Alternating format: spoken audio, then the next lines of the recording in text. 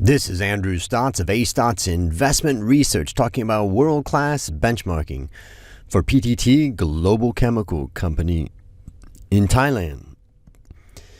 Let's get a little background on the company. First of all, we can see that PTT Global Chemical is a 49% owned subsidiary of PTT.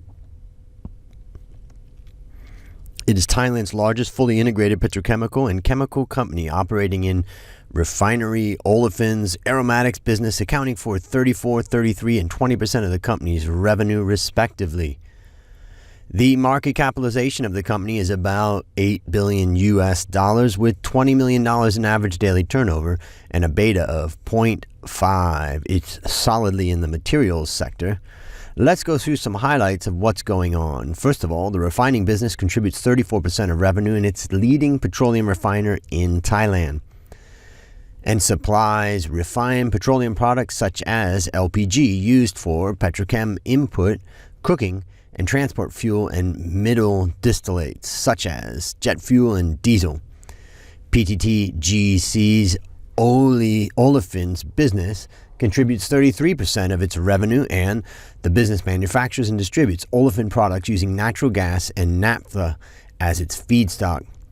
Olefins are used to produce fibers, wires, cables, and plastics. Aromatics products are used to produce automotive and electronic parts, clothing, and food packaging, and generates 20% of revenue. The remaining 13% of PTTGC's revenue comes from its green chemicals, high-volume specialties, and other chemical-related businesses. PTT Global Chemical has a total olefins and aromatics capacity of 8.5 million tons per annum, with over 280,000 barrels per day of refining capacity. The company's most current project, Project Max, is set to improve the operational productivity, which is thought to add about $200 to $400 million to earnings. Amazing. So, revenue breakdown by business type as of 9 months 2016, and we're missing 13%, that's others, so let's keep it focused on the main core business. Refining 34%, olefins 33%, aromatics 20%. Now let's talk about world-class benchmarking and how's their score. Before we do that, we want to look at the management and the leadership of the company. And first is Mr. Prasert, who is the independent director and has been since 2011.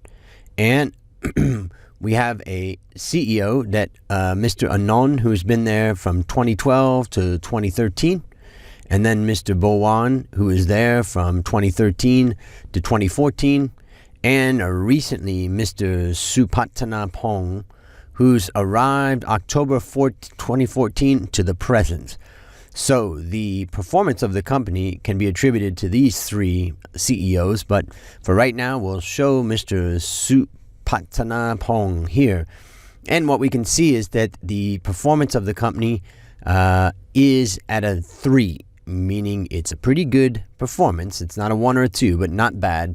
It ranks among the the best 219 of 730 large materials companies worldwide. Now, profitability has started to improve and growth has come back from a poor 2014. They're both now ranked at a 3, which is very, very good. And profit margin has driven profitability improvements. We can see actually asset utilization falling from a 2 to a 4. But profit margin rising to a 3 in the past 12 months.